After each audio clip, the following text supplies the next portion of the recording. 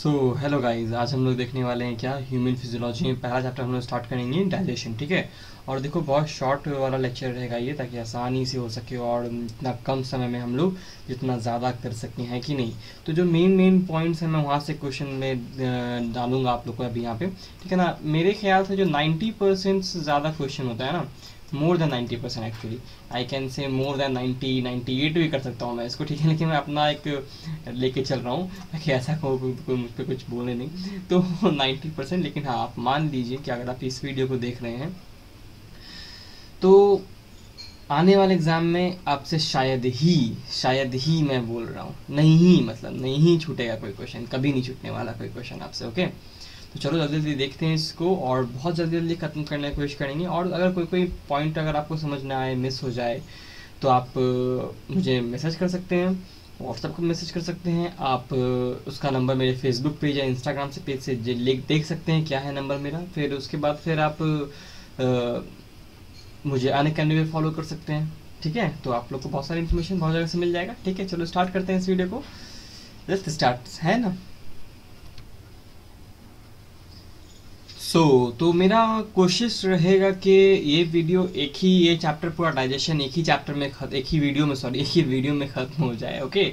और fingers crossed, start करते हैं। The reductionist approach to study life forms resulted in increasing use of physiochemical concepts and techniques. अब देखो इस statement को डायरेक्टली पूछा जा सकता है, बोला जा सकता है कि reductionist approach of to study life forms क्या होता है, ये क्या रिजल्ट करता है। तो रिजल्ट करता है use of physiochemical concepts and techniques को यूज को बढ़ाता है। ओके। इस पूरे पैराग्राफ में ह्यूमन फिजियोलॉजी के पहले में यही देखने लायक था। एक और पॉइंट है यहाँ पे रिडक्शनिस्ट बायोलॉजी का। रिडक्शनिस्ट बायोलॉजी कहाँ लिखा हुआ है इसके बारे में ज़रा मुझे कमेंट में बताइएगा। एनसीईआरटी ने कहाँ रिडक्शनिस्ट बायोलॉजी या फिर बायोलॉजिस्ट का इस्तेमाल किया है इस वर्ड का। ओके। आते हैं नेक्स्ट पेज पे एनसीईआरटी के। इस पेज में क्या खास है, देखो हम लोग हर पेज में क्या खास है उसको देखते चले जाएंगे और उस पेज से वहीं से क्वेश्चन आता है। ठीक है। इसीलिए मैं ऐसा किया हूँ। ओके। तो और ये एक रिविजन वीडियो है, तो रिवीजन की तरह ही हम लोग इसमें आगे बढ़ेंगे। ओके। समझ में आना चाहिए। रिवीजन कहने का मतलब होता है कि you know the concept already, फिर भी जो जरा जरा है वो हमें क्लियर कर दूंगा। अल्फोंसो कॉर्टाई एक साइंटिस्ट हैं, इटालियन एनाटॉमिस्ट थे। ठीक है ना। इन्होंने क्या डिस्कवर किया, द ऑर्गन ऑफ कॉर्टाई, जो कान में होता है ना, ईयर में जो होता है, जो कि वाइब्रेशंस को देखता है कि सुनाई देता है कैसे, वो चीज़ उन्होंने डिस्कवर किया था। ठीक है। ये शुरू में कार्डियोवैस्कुलर सिस्टम पे काम कर रहे थे रेप्टाइल्स के, लेकिन बाद में इन्होंने ह्यूमन या फिर मैमेलियन ऑडिटरी सिस्टम की तरफ अपना फोकस बदला और इन्होंने ऑर्गन ऑफ कॉर्टाई की खोज की। और इनका नाम डायरेक्टली आ सकता है, एक बार आया है एम्स में और इस बार तो एम्स भी मिल चुका है ना एग्जाम में हमारे नीट में। तो इस साल से मिल चुका है। अब आने वाले जितने साल तक ये वीडियो चले मेरा, लेकिन हाँ इस साल से मिल चुका है। तो आपको याद रखना पड़ेगा इस क्वेश्चन को। तो एनसीईआरटी में दिया हुआ है, आप तो कह भी नहीं सकते कि एनसीईआरटी के बाहर से आया है। नेक्स्ट पे आते हैं डाइजेस्टिव सिस्टम को। चलो देखते हैं। तो डाइजेस्टिव सिस्टम किस चीज से बना है, दो चीज से बना है। ठीक है। पहला चीज जो हमारे पास है एलिमेंट्री कैनाल है, दूसरा हमारे पास इसमें एसोसिएटेड ग्लैंड्स हैं। ठीक है। तो चलो पहले एलिमेंट्री कैनाल के बारे में जानते हैं। एलिमेंट्री कैनाल कहाँ से स्टार्ट होता है बताओ। बकल कैविटी से एलिमेंट्री कैनाल स्टार्ट होता है। ठीक है। कहाँ से होता है, बकल कैविटी स्टार्ट होता है। ठीक है ना, माउथ से बकल कैविटी। और बकल कैविटी को हम लोग ओरल कैविटी भी कहते हैं। ओरल कैविटी में क्या क्या होता है, टूथ होता है, टीथ या टूथ। ठीक है ना, जो कि सॉकेट ऑफ बोन में रहता है। अब देखो ये जो क्वेश्चन मैं बता रहा हूँ ये 3 से 4 बार आ चुका है। अगर मैं जिपमर एम्स नीट को ही मैं हमेशा करता हूँ, देखता हूँ, तो जिपमर नीट और एम्स में इन तीनों में ये जो मैं क्वेश्चन ये बोलने वाला हूँ ये कई बार पूछा जा चुका है, कम से कम 3 से 4 बार। देखो, tooth is embedded in socket of jaw bone called thecodont. हमारे पास 2 ढंग के टीथ होते हैं, एक टेम्पररी टीथ, एक डेसिडुअस टीथ होते हैं, जिसको हम, ठीक है, टेम्पररी टीथ डेसिडुअस टीथ दोनों एक ही चीज है। और उसके बाद फिर दूसरा सेट ऑफ टीथ क्या होता है, परमानेंट या फिर एडल्ट टीथ। ठीक है ना। ये देखो जो बच्चे होते हैं उनमें टेम्पररी मिल्क टीथ या फिर डेसिडुअस टीथ आता है, इसको दूध के दांत कहते हैं। और परमानेंट टीथ जो होते हैं या एडल्ट टीथ कहते हैं इन्हें, जो कि हमेशा लगातार हमें ओल्ड एज तक, मतलब सेनेसिस तक रहेंगे, दिखेंगे। इसको डायफाइडोंट कहते हैं, यानी कि लाइफ में 2 बार टीथ आया, इसको डायफाइडोंट कहेंगे। ठीक है। फिर नेक्स्ट पे आते हैं। नेक्स्ट पॉइंट क्या है यहाँ पे देखो। और तीसरा टाइप क्या होता है हमारे पास 4 प्रकार के दांत होते हैं। Incisor, canine, premolar and molars, ठीक है, incisor, canine, premolar and molars, इसको हम लोग कहते हैं हेटेरोडोंट डेंटेशन। अगर सब एक ही दग का होता तो हम होमोडोंट कहते हैं, अभी क्या कह रहे हैं हम लोग, हेटेरोडोंट कह रहे हैं। तो एक कई बार क्वेश्चन ऐसे भी आया है कि हमारे ह्यूमंस में कितने प्रकार के मतलब कितने, which are the types, how many types of मतलब डेंटेशन हमारे में शो होता है। तो 3 टाइप्स डेंटेशन, थेकोडोंट, हेटेरोडोंट और डाइफेओडोंट, ठीक है। इसका फॉर्मूला जो है ICPM में हम लोग लिखते हैं, और ये each half of upper and lower jaw को रिप्रेजेंट करता है। यानी कि मान लो कि अपर जो है ये लोअर जॉ है, ठीक है, उसका आधा कर, सॉरी ये तो आधा नहीं ना हुआ, सॉरी ये आधा नहीं हुआ, ओके, इसको हम लोग मिटाएं ना, तो छोड़ो, देखते हैं। चलो यहाँ पे क्या है, इसको अगर हम लोग आधा कर दें, ये आधा है और ये आधा है, ठीक है ना, तो इतना पार्ट को हम लोग दिखाते हैं किसमें, डेंटल फॉर्मूला में, या फिर इतने पार्ट को दिखाते हैं, इतने पार्ट को दिखाते हैं, या फिर इतने पार्ट को दिखाते हैं। इसमें क्या है, यहाँ पे रहेगा I, फिर इधर जाएगा C, फिर इधर जाएगा PM और इधर जाएगा M, ठीक है ना, इधर से I, फिर इधर जाएगा C, फिर PM and then and so on, नीचे भी वैसे ही रहेगा। तो उसको दिखाते हैं इंसीजर, कैनाइन, प्रीमोलर, मोलर को, जो फॉर्मूला होता है 2 1 2 3 होता है। और बच्चों में क्या होता है, जो मिल्क टीथ होता है उसमें 2 1 0 2 होता है, ठीक है, क्या होता है 2 1 0 2 होता है, ओके। और इसमें क्या नहीं होता, प्री मोलर टीथ नहीं होते हैं और एक मोलर टीथ नहीं होता। तो लास्ट वाला मोलर टीथ जो होता है वो बच्चों में नहीं होता, और बड़ों में भी कितनी बड़ों में होता है। उस लास्ट वाले मोलर को हम लोग विजडम टीथ कहते हैं, जो कि अब वेस्टिजियल है। ये टीथ क्या करता है, टीथ के ऊपर वाला हिस्सा इनामल से बना होता है, जो कि मैस्टिकेशन यानी च्यूइंग ऑफ फूड में हेल्प करता है। इसमें हेल्प करता है हमारा टंग और सलाइवा में मिल करके जो हमारा फूड बनता है उसको बोलस कहते हैं। और टंग जो होता है हमारे ओरल कैविटी के नीचे पार्ट से फ्रेनुलम से जुड़ा हुआ होता है। टंग के ऊपर स्मॉल प्रोजेक्शंस होते हैं, इसको पैपिला कहते हैं, जिसमें कुछ टेस्ट बड होते हैं। यानी टंग के ऊपर जो आपको एक छोटा छोटा ओवल सर्कुलर सा कुछ पार्ट्स दिखाई देता है ना, वो पैपिला है एक्चुअली। और पैपिला के अंदर होता है टेस्ट बड्स बहुत सारा, ठीक है ना, ये ध्यान रखना है। फिर आते हैं हम लोग, ये देखो हमारा पूरा पैसेज है, यहाँ पे ओरल कैविटी दिख रहा है, डायग्राम बहुत इंपॉर्टेंट है, इससे डायरेक्टली क्वेश्चन आ सकता है और आराम से आ सकता है, बहुत ज्यादा इंपॉर्टेंट है। ये माउथ दिख रहा है, ये देखो पैरोटिड ग्लैंड है, लार्जेस्ट सलाइवरी ग्लैंड है। हमारे बॉडी में 3 तरह के सलाइवरी ग्लैंड होते हैं, पैरोटिड ग्लैंड, सब मैक्सिलरी एंड सब लिंगुअल। सब मैक्सिलरी को सब मैंडिबुलर भी कहते हैं, जो कि यहाँ पे दिख रहा है, ये टंग है हमारे पास। यहाँ पे ये फैरिंग्स है, और फैरिंग्स भी 3 पार्ट होता है, ओडोफैरिंग्स, पहले आता है नेजोफैरिंग्स, फिर ओडो, फिर लैरिंगोफैरिंग्स, ठीक है। ओडोफैरिंग्स जो होता है वो कॉमन पैसेज होता है हमारे विंड और फूड के लिए। ये ट्रैकिया दिख रहा है आप लोग को, ये ईसोफेगस है, ये स्टमक है हमारे पास, ये पैनक्रियास दिख रहा है, ठीक है ना, जो कि सी शेप्ड ड्यूोडेनम के बीचों बीच में होता है।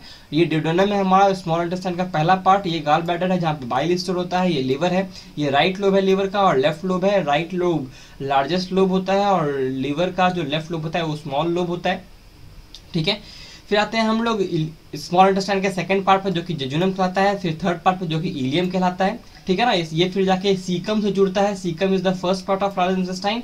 हालांकि इसको बहुत लार्ज इंटेस्टाइन से अलग भी रखते हैं, लेकिन लार्ज इंटेस्टाइन का पार्ट मानो अभी इसको, ठीक है ना। और यहाँ पे एक होता है इलियोसिकल वाल्व, बिकॉज इलियम और सीकम मिल रहा है तो इलियोसिकल वाल्व कहते हैं। फिर ये हमारा क्या है, ट्रांसवर्स कोलॉन, ये हमारा असेंडिंग कोलॉन है जो कि ऊपर की ओर जा रहा है। फिर ट्रांसवर्स कोलॉन जो कि साइड वाइज ऐसे ऊपर की ओर आपको दिख रहा है। फिर नीचे आता है डिसेंडिंग कोलॉन, और जो गोल घूमता है सिग्मोइड कोलॉन। तो लार्ज इंटेस्टाइन के 4 पार्ट है, ध्यान रखना है। फिर आता है हमारे पास रेक्टम, जहाँ पे फीकल मैटर स्टोर होता है, और एनस जहाँ से हम लोग डेफिकेशन मतलब कि एक्सक्रीट आउट करते हैं जो वेस्ट मटेरियल है। और यहाँ पे दिख रहा है सीकम के वर्मिफॉर्म अपेंडिक्स, जो कि सीकम का प्रोजेक्शन है, ओके। चलो आगे बढ़ते हैं। ओरल कैविटी क्या चीज है, शॉर्ट फायरिंग्स में जाता है, जो कि कॉमन पैसेज की तरह काम करता है फूड और एयर के लिए। हम लोग अभी देखें इस चीज को। फिर हमारे पास जो यहाँ पे ऐसे कि ईसोफेगस आया ना, ईसोफेगस का यहाँ पे स्टमक था, तो यहाँ पर आता है कार्डियक पार्ट स्टमक का, ये है फंडस पार्ट, और यहाँ पे ही इसके पीछे यहाँ पे कहीं पे दिल होता है, ठीक है, इसे इसको कार्डियक पार्ट कहते हैं। और यहाँ पे इसको कार्डियक स्फिंक्टर कहते हैं। यहाँ पे जो स्फिंक्टर रहेगा इसको कार्डियक स्फिंक्टर कहेंगे, या फिर इसको गैस्ट्रो इसोफेजियल स्फिंक्टर कहेंगे, ठीक है। फिर हमारे पास आता है स्टमक। स्टमक के कितने पार्ट होते हैं, तो ये है आपका फंडस, ये है आपका हमारे पास क्या, ये देखो, ये है हमारे पास फंडस, ये है हमारे पास कार्डियक, ये है बॉडी पूरा का पूरा, और ये है पाइलोडिक। यहाँ पे एक और स्फिंक्टर होता है जो कि हमारे ड्यूडेनम में जाने से हमें रोकता है, इसको कहते हैं हम लोग पाइलोडिक स्फिंक्टर। यहाँ पे जो स्फिंक्टर होता है उसको गैस्ट्रो इसोफेजियल स्फिंक्टर, या फिर हम लोग क्या कहते हैं, कार्डियक स्फिंक्टर कहते हैं, ओके। ये हो गया। फिर आते हैं हम लोग सी शेप ड्यूडेनम होता है हमारे पास। फिर लॉन्ग कॉइल्ड मिडिल पार्ट होता है जेजुनम, जो मैंने बताया अभी, और हाईली कॉइल्ड इलियम होता है, पैरोडिक स्फिंक्टर वाले में बताया। ये देखो, ये है हाफ पार्ट ऑफ डेंटिशन हमारा, जो मैंने बताया था अभी, ठीक है ना, ये इसी ढंग से होता है। ये है सॉकेट ऑफ जॉ, इसलिए इसको थेकोडोंट हम लोग हैं, ओके। फिर आते हैं हम लोग इट कंसिस्ट ऑफ, देखो ये सीकम, कोलोन एंड रेक्टम है, ठीक है, लार्ज इंटेस्टाइन में होता है। सीकम एक ब्लाइंड सैक होता है, यानी ब्लाइंड सैक मतलब जिसका एक पार्ट बंद हो दूसरा पार्ट खुला हुआ हो, इसको ब्लाइंड सैक कहते हैं। और इसी जो सैक से यहीं पर से क्या बोलते हैं, इलियम जुड़ता है आकर के हमारा, यानी स्मॉल इंटेस्टाइन का पार्ट, और यहाँ से एक और वर्मीफॉर्म अपेंडिक्स निकलता है, इसको कहते हैं हम लोग सीकम। सीकम में सिम्बायोटिक बैक्टीरियाज होते हैं। वर्मीफॉर्म अपेंडिक्स क्या है, आज हमारे बॉडी में ये वेस्टिजियल हो चुका है, लेकिन जो और घास खाने वाले जो जानवर होते हैं, ठीक है, जैसे कि गाय है, बकरी है, इन सब में ये क्या करता है, जो हर्बीवोर्स है उसमें ये क्या करता है, ये सेलुलोज को डाइजेस्ट करने के लिए बहुत सारे माइक्रो ऑर्गेनिज्म को अपने अंदर रखता है। बहुत सारे लोग अभी वर्मीफॉर्म अपेंडिक्स को लिम्फेटिक ऑर्गन भी कहते हैं, ध्यान रखना। 4 पार्ट होता है हमारे किसमें, कोलोन में हमारे 4 पार्ट होता है। देखो यहाँ लिख रहा है सीकम ओपन्स इनटू कोलोन, और कोलोन में 4 पार्ट होते हैं, ascending, transverse, descending and sigmoid. तो अगर कोई लार्ज इंटेस्टाइन का बोले तो कितना पार्ट होता है, तो यहाँ देखो सीकम, कोलोन और रेक्टम, लार्ज इंटेस्टाइन का 3 पार्ट है, सीकम, कोलोन और रेक्टम। मैंने पहले भी कहा था कि लार्ज इंटेस्टाइन का 4 पार्ट मैंने कहा था, उसमें मैंने खाली कोलोन के बारे में बात किया था, वही कह रहा हूँ मैं अभी भी कि लार्ज इंटेस्टाइन में 3 पार्ट है, सीकम होता है पहला, दूसरा कोलोन और तीसरा होता है रेक्टम। लेकिन कोलोन में 4 पार्ट है, ascending, transverse, descending and sigmoid colon, ठीक है।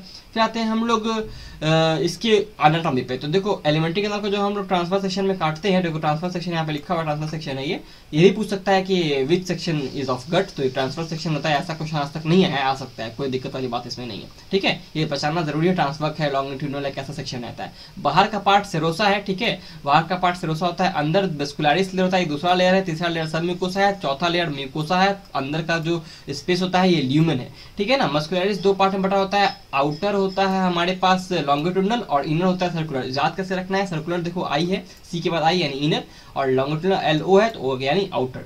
दूसरा चीज सब म्यूकोसा में ज्यादातर ब्लड वेसल्स, यहाँ पे सारे ब्लड वेसल्स होंगे, सारे के सारे नर्व्स होंगे, ठीक है ना। म्यूकोसा लाइनिंग बनाता है अंदर का हमारे ल्यूमेन का, और म्यूकोसा 2 ढंग का मॉडिफिकेशन शो करता है। पहला स्टमक में शो करता है, उसको ल्यूगे कहते हैं। स्मॉल इंटेस्टाइन में जो शो करता है उसको हम लोग विलाई कहते हैं। म्यूकोसा में ही मैक्सिमम 99% ग्लैंड्स म्यूकोसा में होते हैं, लेकिन एक ग्लैंड जो होता है वो सब म्यूकोसा में होता है, उसको ब्रूनर्स ग्लैंड कहते हैं, जो कि डोडेनम में होता है, ठीक है।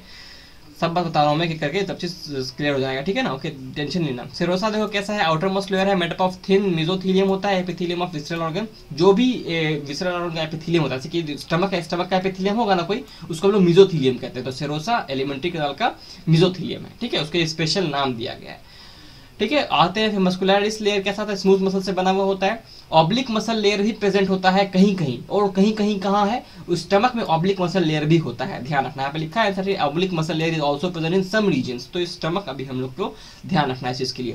फिर आते हैं हम लोग सब म्यूकोसल लेयर जो होता है लूज कनेक्टिव टिश्यू से बना होता है, इसमें नर्व्स, ब्लड, लिम्फ का वेसल का सप्लाई होता है। डोडेनम जो होता है इसमें ग्लैंड भी होता है, इसका नाम ब्रूनर्स ग्लैंड है, मैंने पहले बताया, जो कि म्यूकस सेक्रेट करता है। फिर म्यूकोसा आते हैं, म्यूकोसा 2 ढंग का फोल्ड फॉर्म करता है, irregular fold, rugae in stomach and villi in small intestine. Okay, ये पढ़ लिया हम लोग ने। अब देखो ये विलाई कैसा दिखता है, ऐसा दिखता है। विलाई में जो होता है वो फिंगर लाइक प्रोजेक्शन होता है, और विलाई के बीचों बीच एक और फिंगर लाइक डिप्रेशन होता है। ये देखो ये प्रोजेक्शन है और ये डिप्रेशन है, तो जो प्रोजेक्शन है फिंगर लाइक वो विलाई है, और जो डिप्रेशन है प्रोजेक्शन लाइक वो क्रिप्ट ऑफ लिबरकून है, इसको क्रिप्ट ऑफ लिबरकून कहते हैं। और यहाँ बहुत सारे ग्लैंड्स होते हैं, ठीक है, इस बारे में हम बात करेंगे। देखो यहाँ कैपिलरीज दिख रहे हैं आपको, और कैपिलरीज के बीच में आपको लिम्फेटिक वेसल्स भी दिखाई दे रहा है, तो ये लैक्टील कहते हैं लिम्फेटिक वेसल को, ठीक है। और ये देखो रेड वाला कलर क्या है, आर्टरी है, ब्लू वाला कलर क्या है, वेन है। ओके, आगे बढ़ते हैं। म्यूकोसा देखो स्टमक में क्या बनाता है, देखो म्यूकोसल एपिथेलियम के पास क्या होता है, गॉबलेट सेल्स होता है, जो कि म्यूकोस सेक्रेट करता है पूरे के पूरे हमारे एलिमेंट्री कैनाल में, पूरे के पूरे एलिमेंट्री कैनाल में। म्यूकोसा के पास ग्लैंड्स होता है, स्टमक में इसको गैस्ट्रिक ग्लैंड कहते हैं, और इंटेस्टाइन में स्क्रिप्ट ऑफ लिबरकून होता है, ठीक है, जो कि ग्लैंड है। ओके, दोनों के दोनों ग्लैंड है, म्यूकोसा ही बना रहा है, एक गैस्ट्रिक ग्लैंड बना रहा है स्टमक में, और क्रिप्ट ऑफ लिबरकून बना रहा है स्मॉल इंटेस्टाइन में। ओके, फिर आते हैं हम लोग डाइजेस्टिव ग्लैंड्स के ऊपर। तो देखो स्लाइवा सबसे पहला माउथ में है, स्लाइवा निकलता है, और ये 3 ऑर्गन से निकलता है, 3 स्लाइवरी ऑर्गन होते हैं हमारे पास। पैरोटिड जो कि चीक के पास होता है, सब मैक्सिलरी या सब मैंडिबुलर लोअर जॉ में होता है, और सब लिंगुआ बिलो द टंग होता है। फिर आते हैं हम लोग बकल कैविटी के नीचे आते हैं लिवर, जो हमारा लार्जेस्ट ग्लैंड है बॉडी का, ठीक है, लार्जेस्ट ग्लैंड है, ये ध्यान रखना है। लार्जेस्ट ग्लैंड खाली बात हो रहा है, लार्जेस्ट एंडोक्राइन या एक्सोक्राइन स्पेसिफिकली नहीं बोला मैंने, लार्जेस्ट ग्लैंड बोला है, ठीक है। 1 to 2 1 to 5 kg का होता है। ओके, फिर आते हैं हम लोग यहाँ पे आगे बढ़ते हैं। हेपेटिक लॉब्यूल जो होता है वो स्ट्रक्चरल और फंक्शनल यूनिट होता है लिवर का। बहुत देर से हम लोग रेड पेन इस्तेमाल करते हैं, चलो कुछ और कलर का इस्तेमाल किया जाए, है ना। अरे ऑप्शन है कि नहीं मेरे पास, हाँ बिल्कुल है ऑप्शन। चलो देखो, तो हेपेटिक लॉब्यूल्स कैसा होता है हमारे पास, स्ट्रक्चरल फंक्शनल यूनिट होता है, ठीक है ना। और ये ध्यान रखना, हर हेपेटिक लोब्यूल एक तरह का थिन कनेक्टिव टिश्यू शीट से कवर होता है, इसको ग्लिसन्स कैप्सूल कहते हैं। ये मैमेलियन फीचर है, ये एक और किसी एनिमल में नहीं देखने को मिलता। तो यहाँ से एनिमल किंगडम का भी क्वेश्चन करेक्ट हो गया। डक्ट ऑफ गॉल ब्लैडर क्या है? सिस्टिक डक्ट है। देखो मैं जितने भी पॉइंट्स मैंने मार्क किए हैं ना, ये सारे के सारे कम से कम 2 से 3 बार क्वेश्चन बन के आए हैं।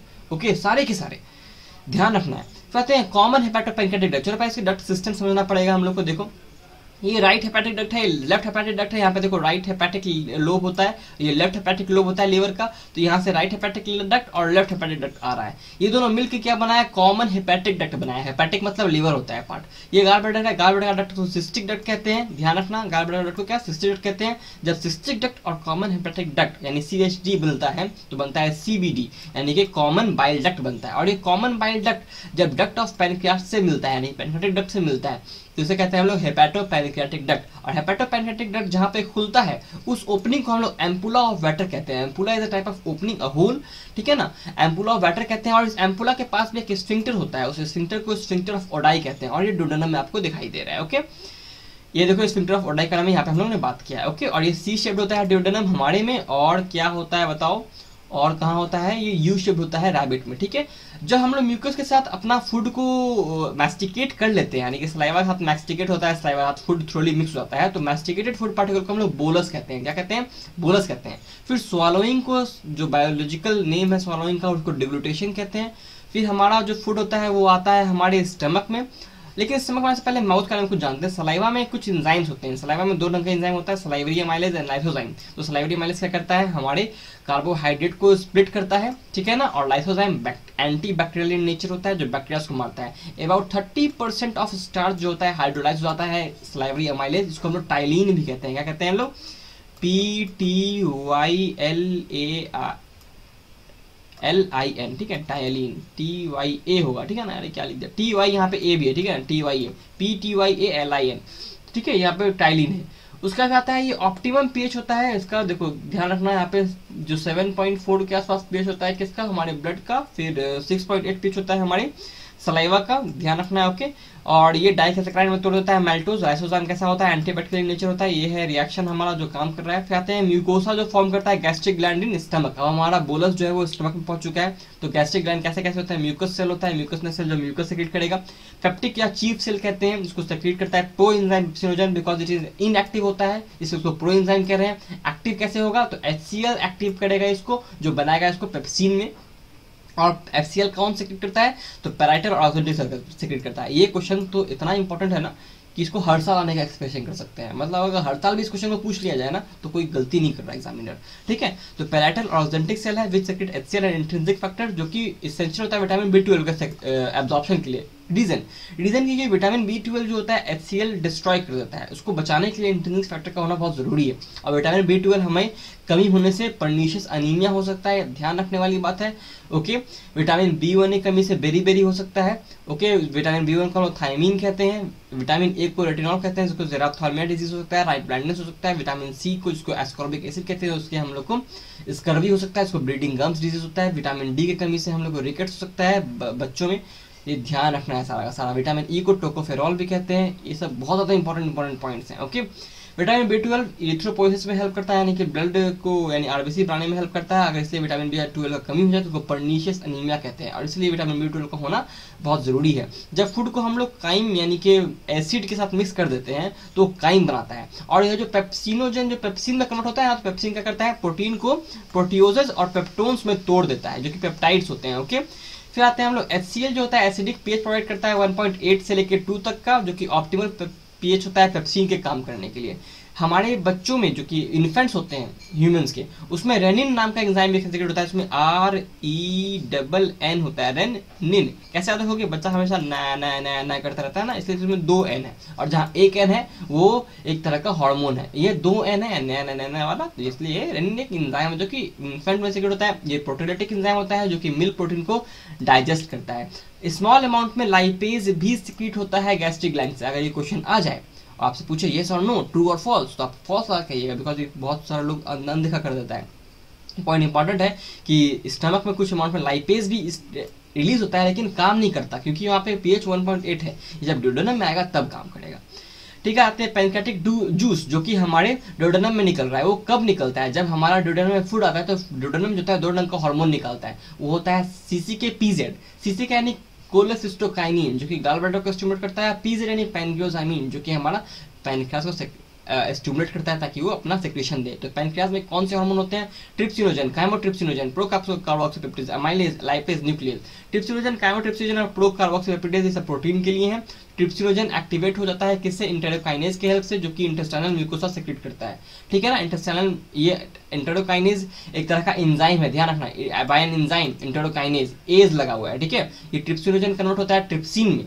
ठीक है। फिर ट्रिप्सिन जो होता है वो काइमोट्रिप्सिनोजन को कन्वर्ट करता है काइमोट्रिप्सिन में। ओके। और एमाइलेज शुगर के लिए होता है, लाइपेज फैट, और न्यूक्लियस न्यूक्लिक एसिड के लिए होता है। ठीक है। ये तोड़ेगा इसको। फिर बाइल जो होता है उसमें डोडेनम में आता है। बाइल में बाइल पिगमेंट होते हैं, बिलिरुबिन, बिलीवर्डिन, जो कि हेमोग्लोबिन को तोड़ने से आते हैं। बाइल साल्ट्स होते हैं, कोलेस्ट्रॉल होता है इसमें, फॉस्फोलिपिड होता है, लेकिन कोई एंजाइम नहीं होता। बाइल किस में हेल्प करता है? Bile help in emulsification of fat में हेल्प करता है, ब्रेकिंग डाउन ऑफ फैट में हेल्प करता है, जो कि स्मॉल पार्टिकल जो कि मिसल्स कहलाते हैं। बाइल लाइपेज को भी एक्टिव होने में मदद करता है, जो कि लाइपेज पैनक्रियाज के द्वारा यहाँ पे सेक्रेट किया गया है। ओके। इंटेस्टाइनल म्यूकोसा के पास भी गॉलब्लैडर सेल होंगे। ओके। और ये क्या करेंगे? म्यूकस सेक्रेट करेंगे। ठीक है। ये ध्यान रखना है। गॉलब्लैडर सेल मैंने पहले बताया कि ये सेक्रेट करता है। फिर आते हैं सक्कस एंटेरिकस, जो juice secreted by the digestive enzyme juice secreted by the intestine. Intestinal juice को हम लोग क्या कहते हैं? सक्कस एंटेरिकस कहते हैं। ये ब्रश बॉर्डर सेल्स होते हैं म्यूकोसा के पास, वो सेक्रेट करते हैं। ओके। और इसमें क्या क्या होता है देखो, डाइसैकेराइडेजेस। देखो पहले एक क्वेश्चन आ चुका है पैनक्रियाटिक जूस में क्या होता है, तो अभी क्वेश्चन आने का बहुत चांस है सक्कस एंटेरिकस में क्या होता है। डाइसैकेराइड यानी कि ज्यादातर यहाँ पे जब इंटेस्टाइन में पहुंचता है ना, ज्यादातर शुगर होता है डाइसैकेराइड में टूट चुका होता है। यहाँ पर डाइसैकेराइड को तोड़ने के लिए एंजाइम होगा, माल्टेज, लैक्टेज ऐसे करके। ठीक है। Dipeptidase, lipase, न्यूक्लियोसाइडेजेस। न्यूक्लियोटाइडेज कहाँ होता है? तो पैनक्रियाटिक जूस में होता है। ठीक है। फिर न्यूक्लियोसाइडेज होता है। सब म्यूकोसल ग्लैंड क्या है? ब्रूनर्स ग्लैंड है। ये ध्यान रखना कौन सा ये है। ब्रूनर्स ग्लैंड कहाँ होता है? डोडेनम में होता है। और ये जितने भी सक्कस एंटेरिकस और पैनक्रियाटिक एंजाइम है, ये सारे के सारे अल्कलाइन पीएच में काम करते हैं। तो अल्कलाइन पीएच कौन बनाता है? तो mucus along with the bicarbonate from the pancreas, bicarbonate from the pancreas protect the intestinal mucosa from acid as well as provide alkaline pH. ठीक है। ये दो एंजाइमेटिक एक्टिविटी के लिए अल्कलाइन पीएच भी प्रोवाइड करता है, और एसिड जो कि काइन था जिसमें HCl था उससे बचाता है। आते सारा सारा देखो डाइजेशन, प्रोटीन पेप्टोन्स प्रोटीजेस को ट्रिप्सिन, काइमोट्रिप्सिन, कार्बोक्सीपेप्टिडेज जोड़ के बनाएगा, डाइपेप्टाइड्स बनाएगा। ठीक है। कार्बोक्सीपेप्टिडेज कहाँ था? देखो यहाँ था। प्रो कार्बोक्सीपेप्टिडेज को कार्बोक्सीपेप्टिडेज में कन्वर्ट करेगा ट्रिप्सिन। ठीक है ना। और ये पैनक्रियाज में, कार्बोट्रिप्सिन भी पैनक्रियाज में, ट्रिप्सिनोजन भी पैनक्रियाज में। ठीक है। फिर आते हैं पॉलीसेकेराइड को कहाँ कन्वर्ट करेगा? अमाइलेज, चाहे वो स्टाइलिन हो, चाहे वो हमारा पैनक्रियाटिक अमाइल हो। तो फिर फैट्स को लाइपेज तोड़ा था डाइग्लाइसाइड में, फिर मोनोग्लाइसाइड्स में। ठीक है। न्यूक्लियोसिड को न्यूक्लियोजेस तोड़ा न्यूक्लियोटाइड्स में, और फिर यहाँ पे न्यूक्लियोसाइडेजेस लगेगा जो कि न्यूक्लियोसाइड्स में तोड़ेगा। ठीक है। फिर आते हैं फाइनल स्टेप जो होता है डाइजेशन का, वो बहुत ज्यादा नजदीक होता है म्यूकोसल एपिथेलियल सेल से इंटेस्टाइन, ताकि वो एब्जॉर्ब कर सके। तो फाइनल स्टेप क्या है? सक्कस एंटेरिकस के द्वारा होने वाला स्टेप। डाइपेप्टाइड्स को डाइपेप्टाइडेज तोड़ेगा तो अमीनो एसिड बनाएगा। माल्टेज को ग्लूकोज, लैक्टोज को लैक्टेज, ग्लूकोज गैलेक्टोज, सुक्रोज को सुक्रेज, ग्लूकोज फ्रुक्टोज। न्यूक्लियोटाइड्स को न्यूक्लियोटाइडेज तोड़ा, देखो न्यूक्लियोसाइड बना, न्यूक्लियोसाइडेजेस तोड़ा, शुगर बेस बन जाएगा। यहाँ पे देखो ये शुगर आ गया। ठीक है। यहाँ पे भी ये शुगर आ गया, ये सब जो शुगर है, और बेस हो गया। फिर डाई और मोनोग्लिसराइड को लाइपेज तोड़ता है किसमें? फैटी एसिड और ग्लाइसरॉल में। तो मोनोग्लिसराइड भी तोड़े जाते हैं फैटी एसिड ग्लाइसरॉल में। ओके। और ये जो जितना भी ब्रेकडाउन हम बता रहा हूँ ये ड्यूडेनम में होता है, साफ साफ एनसीईआरटी लिखता है ड्यूडेनम में होता है। और जहाँ से एब्जॉर्प्शन होगा वो है जेजुनम और इलियम। आते हैं no significant activity, digestive activity occur in large intestine, लेकिन एनसीईआरटी के मुताबिक दो काम हो रहा है। वो क्या क्या है? The absorption of some water, mineral and certain drugs, and a secretion of mucus which help in adhering the waste undigested particle together and lubricating it for easy passage.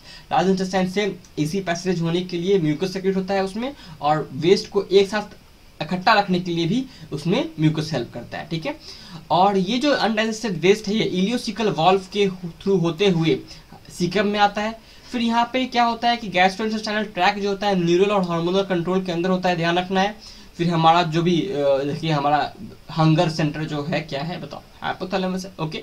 वो सब चीज काम करेगा और सीएनएस के कंट्रोल में रहता है। आते हैं कैलोरीफिक वैल्यू पे, जो कि एनसीईआरटी में नया नया ऐड किया गया है, ध्यान रखना है इसको। देखो कैलोरीफिक वैल्यू जनरली जो याद रखना है वो क्या है कि कार्बोहाइड्रेट का 4 होता है, प्रोटीन का 4 होता है, और फैट का 9 होता है। ठीक है। और कार्बोहाइड्रेट प्रोटीन का जो ये जो ग्रॉस कैलोरीफिक वैल्यू है वो 4.1, 5.65, 9.45 होता है। ठीक है। लेकिन अगर हम लोग फिजियोलॉजिक जो कि हमारे बॉडी में निकलता है वो है 4 किलो कैलोरी और 9 kilo calorie carbohydrate, protein and fat का रेस्पेक्टिवली। ठीक है, आते हैं एब्जॉर्प्शन। तो एब्जॉर्प्शन कैसे होता है, तीन कुछ पॉइंट है, खाली वही ध्यान रखना है, कुछ और याद रखने की जरूरत नहीं है। तीनों ढंग से एब्जॉर्प्शन होता है, पैसिव, एक्टिव, फैसिलिटेटेड, तीनों ढंग से हो सकता है। लेकिन कैसे होता है, देखो जहाँ क्लोराइड आयन लिखा रहे ना और ग्लूकोज अमाइनो एसिड साथ साथ लिखा रहा है उसके, तो समझ जाओ सिंपल डिफ्यूजन है। क्या है, सिंपल डिफ्यूजन है अगर ग्लूकोज अमाइनो एसिड और क्लोराइड आयन लिखा रहे तो। और वहीं अगर glucose amino acid monosaccharide like glucose है ना, लिख दिया ना अमाइनो एसिड ग्लूकोज और एनेन लिखा रहे तो समझ जाओ क्या है, वो एक तरह का एक्टिव एब्जॉर्प्शन है। ठीक है ना, तो अगर क्लोराइड लिखा रहे तो वो सिंपल है डिफ्यूजन, और अगर Na+ लिखा रहे तो एक्टिव है। और अगर आपको ग्लूकोज की जगह और अमाइनो एसिड के साथ अगर आपको यहाँ पे फ्रुक्टोज भी दिया रहे तो फैसिलिटेटेड ट्रांसपोर्ट लिखना। ठीक है, F से फ्रुक्टोज, F से फैसिलिटेटेड, और ग्लूकोज अमाइनो एसिड यहाँ पे लिखा है आंसर अभी भी, लेकिन क्वेश्चन हमेशा फ्रुक्टोज से पूछता है। एक चीज है देखो, water depends upon osmotic gradient, जो ट्रांसपोर्ट ऑफ वाटर होता है वो ऑस्मोटिक ग्रेडियंट पे डिपेंड करता है। आते हैं फैट के लिए एक्स्ट्रा कुछ बातें हैं। देखो जो मिसेल्स बना था ना हम लोग का, वो मिसेल जाएगा पहले इंटेस्टाइनल म्यूकोसा में। देखो ये विलाई है, विलाई के आगे ऊपर एपिथेलियम रहेगा ना, इस एपिथेलियम सेल है, ये एपिथेलियम विलाई का एपिथेलियम सेल है, इसके अंदर जाएगा मिसेल। ठीक है, मिसेल अंदर जाएगा ना जब, तो मिसेल देखो एक तरह का क्या है, फैटी एसिड और ग्लाइसरोल है। इसके बाहर एक कोटिंग होगा, किसका, प्रोटीन का कोटिंग होगा, और इसको हम लोग कहेंगे काइलोमाइक्रोन। ये है काइलोमाइक्रोन, और ये काइलोमाइक्रोन फिर लैक्टिल जो है इसके बीच में, सेंटर में जो लैक्टिल है इसमें चला जाएगा। ठीक है, और यहाँ से फिर लिम्फेटिक वेसल में जाएगा, और लिम्फेटिक वेसल अल्टीमेटली जाकर super vena cava, superior vena cava, inferior vena cava जाके जो मिलता है वहां पर जाकर के हमारा ये जाके जितना भी लिम्फेटिक लिम्फ वेसल होता है वो डायरेक्टली हमारा ब्लड स्ट्रीम में जाके दोबारा मिल जाता है। ठीक है, फिर आते हैं माउथ के ऊपर। सर्टेन ड्रग्स जो होता है वो हमारे माउथ से जाता है अगर ये हमारे लोअर साइड ऑफ टंग से, यानी कि टंग के नीचे जहाँ पे फ्रेनुलम होता है वहां पे अगर कांटेक्ट में आए तो माउथ से भी हम लोग कुछ अमाउंट ऑफ ड्रग इस्तेमाल ले सकते हैं। स्टमक डायरेक्टली अल्कोहल को ले लेता है, ध्यान से देखो, absorption of water, simple sugar, alcohol, stomach भी एब्जॉर्ब कर सकता है। मेन ऑर्गन स्मॉल इंटेस्टाइन है, और लार्ज इंटेस्टाइन में क्या होता है, वाटर, मिनरल होता है और ड्रग्स होता है। अगर कोई पूछे कि लार्जेस्ट अमाउंट ऑफ वाटर कौन एब्जॉर्ब करता है तो स्मॉल इंटेस्टाइन आंसर होगा। कोई पूछे कि लार्जेस्ट फ्रैक्शन ऑफ वाटर कौन इस्तेमाल करता है तो लार्ज इंटेस्टाइन होगा। ठीक है ना, मान लो कि जो 10 लीटर पानी हम लोगों ने पिया तो 9 लीटर कौन इस्तेमाल कर, 9 लीटर कौन एब्जॉर्ब करेगा तो स्मॉल इंटेस्टाइन। लेकिन जो 1 लीटर बचा है और उसके साथ कुछ न्यूट्रिएंट्स बचे हैं, मान लो कि न्यूट्रिएंट्स बता है तुम्हारा, मान लो कि 0.1 लीटर न्यूट्रिएंट्स बचा है। ठीक है ना, तो 0.1 लीटर न्यूट्रिएंट्स तो लार्ज इंटेस्टाइन उसमें बहुत कम एब्जॉर्ब करेगा, लेकिन 1 लीटर ये क्या करेगा, लार्ज इंटेस्टाइन पानी एब्जॉर्ब करेगा। तो देखो फ्रैक्शन क्या है न्यूट्रिएंट्स के मुकाबले में बहुत ज्यादा है। लेकिन यहाँ स्मॉल इंटेस्टाइन अगर 9 लीटर पानी एब्जॉर्ब कर रहा है तो 8 लीटर के आसपास न्यूट्रिएंट्स भी एब्जॉर्ब कर लेगा। मैं एक एग्जांपल दे रहा हूँ, 8 लीटर न्यूट्रिएंट्स तो हम लोग खाते भी नहीं, ठीक है, 10 लीटर तो पानी पीते भी नहीं है। तो वही चीज है, मैं एग्जाम्पल दे रहा हूँ कि यहाँ पे लार्जेस्ट अमाउंट ऑफ पानी एब्जॉर्ब होता है और लार्ज इंटेस्टाइन में क्या होता है, लार्जेस्ट फ्रैक्शन। ठीक है, फिर आते हैं हम लोग डेफिकेशन पे। तो डेफिकेशन मतलब होता है कि हमारा इजेक्शन ऑफ फीसेस, जो फीसेस को हम लोग बाहर निकालते हैं उसको डेफिकेशन कहते हैं। और ये किससे होता है, ये मास पेरिस्टाल्टिक मूवमेंट से होता है। और जो एब्जॉर्ब फूड होता है उसको हमारे टिश्यूज तक पहुंचता है, जिसको यूटिलाइज किया जाता है हम उस अपनी एक्टिविटी के लिए, उसको एसिमिलेशन कहते हैं। कुछ डिजीजेस लिखे हुए हैं उसको देखते हैं। जॉन्डिस, जो स्टेटमेंट्स मैंने किए हैं हाईलाइट, बस वही लिखा हुआ आएगा और डायरेक्टली डिजीज का आंसर हो जाएगा। जॉन्डिस में क्या होता है, डिपॉजिट ऑफ बाइल पिगमेंट्स। यहाँ पे किसका डिजीज है, ये लीवर अफेक्ट होता है, इसमें आई और स्किन अफेक्ट होता है, टर्न येलो हो जाता है, और ये एक तरह का डाइजेस्टिव डिजीज है, ये कोई बैक्टीरियल का ऐसा कोई डिजीज नहीं है। वोमिटिंग जो होता है हो सकता है जॉन्डिस के कारण वो सब भी, लेकिन ध्यान रखना है कि jaundice is a digestive disease है। वोमिट सेंटर कहाँ है, मेडुला में है। ठीक है, ध्यान रखना है इसको। रिफ्लेक्स एक्शन के थ्रू होता है, और फीलिंग ऑफ नॉजिया होता है, उसके बाद फिर वोमिटिंग होता है। डायरिया क्या, abnormal frequency of bowel movement abnormal होता है। कॉन्स्टिपेशन, फीसेस जो होता है वो कोलोन में ही रह जाता है, बाहर नहीं निकल पाता, बाउल मूवमेंट इरेगुलरली होता है, तो कॉन्स्टिपेशन कहते हैं, जो कब्ज कहते हैं। ठीक है ना, फिर इंडाइजेशन में एक ही ढंग का क्वेश्चन पूछा गया और हमेशा यही पूछा जाएगा। एक तो पॉइंट है यहाँ पे फीलिंग ऑफ फुलनेस, यानी कि हमेशा लगेगा पेट भरा हुआ है। ये अभी तक नहीं पूछा गया, जो मेरे हिसाब से पूछना चाहिए। और जो पूछा गया है 100% ऑफ टाइम, मैं 100% बोल रहा हूँ, 100% ऑफ टाइम जो पूछा गया है कि एंजाइटी और फूड पॉइजनिंग और ओवर ईटिंग और स्पाइसी फूड से क्या होता है, तो इंडाइजेशन होता है भैया। ठीक है ना, आते हैं प्रोटीन एनर्जी मालन्यूट्रिशन पे। 2 ढंग का डिजीज है इसमें, मैरास्मस है और क्वाशियोकर है। देखो दोनों बहुत सेम है। मैरास्मस में क्या होता है, प्रोटीन के साथ साथ कार्बोहाइड्रेट का भी डिफिशिएंसी होता है, कैलोरीज, ये 1 साल से कम के बच्चे में होता है। लेकिन क्वाशियोकर जो खाली प्रोटीन डिफिशिएंसी है, इसमें कैलोरीज यानी कि कार्बोहाइड्रेट का डिफिशियंसी नहीं होता, और ये 1 साल से बड़े के बच्चे में होता है। फिर क्या होता है, मैरास्मस और क्वाशियोरकर दोनों में ही एक्सट्रीम इमैसिएशन ऑफ बॉडी होगा, लिम्ब मसल बहुत छोटे हो जाएंगे, मतलब बहुत थिन हो जाएंगे, स्किन ड्राई हो जाएगा, रिंकल हो जाएगा। फिर ग्रोथ और जो डेवलपमेंट ऑफ ब्रेन है वो दोनों में ही खराब होता है, ठीक है। लेकिन क्वाशियोरकर में एक ध्यान रखना है कि एडेमा होता है, एडेमा यानी कि स्वेलिंग होती है बॉडी पार्ट की, क्योंकि यहाँ पे फैट अभी भी है। देखो ये है मैरास्मस और ये है क्वाशियोरकर। देखो यहाँ पे फैट दिखाई दे रहा है आप लोग को, है कि नहीं। यहाँ पे कार्बोहाइड्रेट की कोई कमी नहीं है, यहाँ पे फ्लूइड रिटेन हो चुका है, ठीक है। यहाँ पे खाली और खाली प्रोटीन की कमी है, यहाँ पे मसल बिल्डिंग ब्लॉक्स नहीं बन पा रहे, यहाँ पे दोनों चीज की कमी है, ध्यान रखना मैरास्मस में। ये फिगर आपको ध्यान रखेगा और आपको पता चलेगा कि नहीं ऐसा ही होता है, ठीक है। तो अब मिलते हैं अगले वीडियो में। ये सेशन यहीं पे खत्म होता है। होप्स आप लोग को पूरा का पूरा डायरेक्शन समझ में आया हो, और अच्छा लगा है तो अच्छी बात है, और खराब लगा है तो प्लीज कमेंट करके बताइए क्या खराब लगा है, मैं उसे सुधारने की कोशिश करूंगा। और अगर ऐसे ही वीडियोस चाहिए आपको ह्यूमन फिजियोलॉजी के, तो प्लीज मुझे कमेंट कीजिए, लाइक कीजिए, मैसेज कीजिए कि हाँ सर ऐसे ही वीडियोस और चाहिए हमें, जो कि कुछ ही देर में हमें कुछ चैप्टर को कंप्लीट कर दे, ताकि मैं ऐसे और वीडियोस लेके आऊँ। और प्लीज़ कमेंट कीजिए, सब्सक्राइब करने के लिए कहिए अपने फ्रेंड्स को, ठीक है ना। और थैंक यू जितने भी सब्सक्राइबर हैं अभी तक, मुझे बहुत बहुत अच्छा लगता है जब आप लोग कमेंट करते हैं, और वो मेरा दिन बना देता है, ठीक है। तो till then take care guys, bye bye and study smart, work hard, and अब तो एक और बात बोलना पड़ेगा, स्टे हेल्दी।